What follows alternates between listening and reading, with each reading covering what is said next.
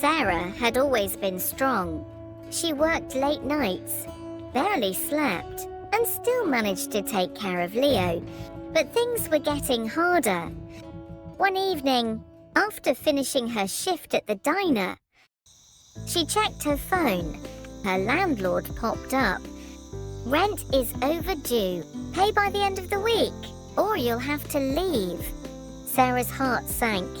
She had been trying so hard, but it wasn't enough. She looked at Leo, who was quietly doing his homework at the small kitchen table.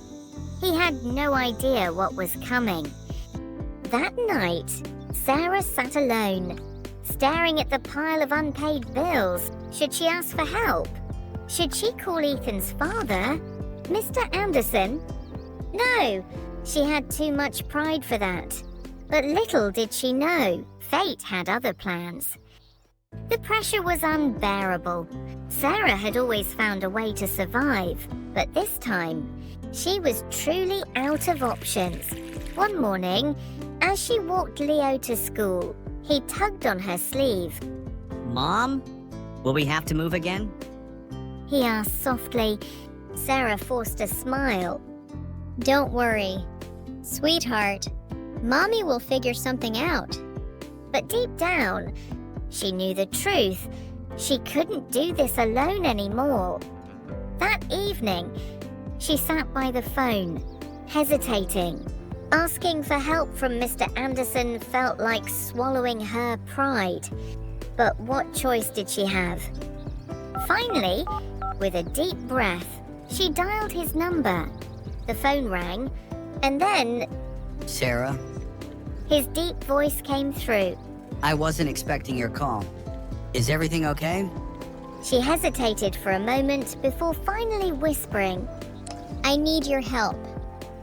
And just like that, their lives were about to change forever.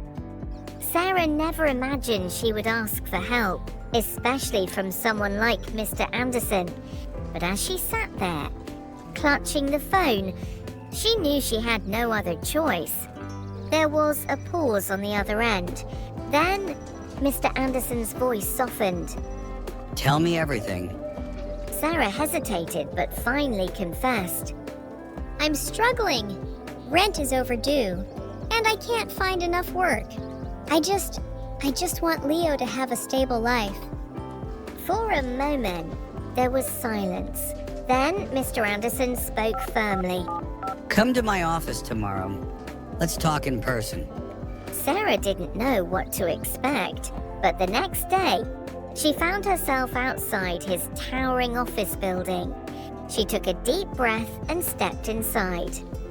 As she walked into his grand office, Mr. Anderson was already waiting. Sarah, I want to help you, not just with money, but with a real solution. She blinked, confused. "What do you mean?" He leaned forward. I want to offer you a job. Sarah sat across from Mr. Anderson, her hands gripping the edge of the chair. A job? From him? She never expected this. A job? She echoed, unsure if she had heard him correctly. Mr. Anderson nodded. Yes, you have experience in finance, don't you? I looked into your background. You used to be an accountant before. Everything changed. Sarah hesitated. "Yes, but that was years ago. I don't think—" You're capable, Sarah. He interrupted. I need someone I can trust, and I know you'll work hard. She looked at him, searching for any hidden motives, but all she saw was sincerity. "What's the catch?" she finally asked. He sighed. No catch. Just consider it. Leo deserves stability. And so do you. Sarah's heart pounded. A real job, a chance to rebuild her life. But working for Mr. Anderson, could she really do it? She thought of Leo, of their tiny apartment, of the nights she lay awake worrying about money. This could be their way out.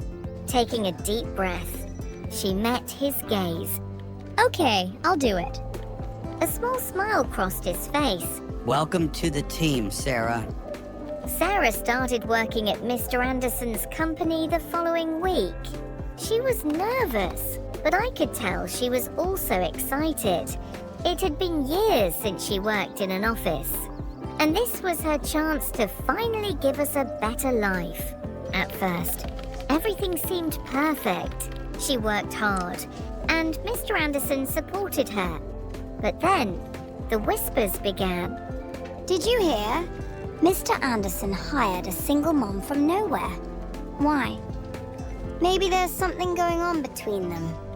Sarah pretended not to hear them, but her hands clenched into fists when she thought no one was looking. She kept her head down and focused on her work, but the whispers continued to follow her through the office.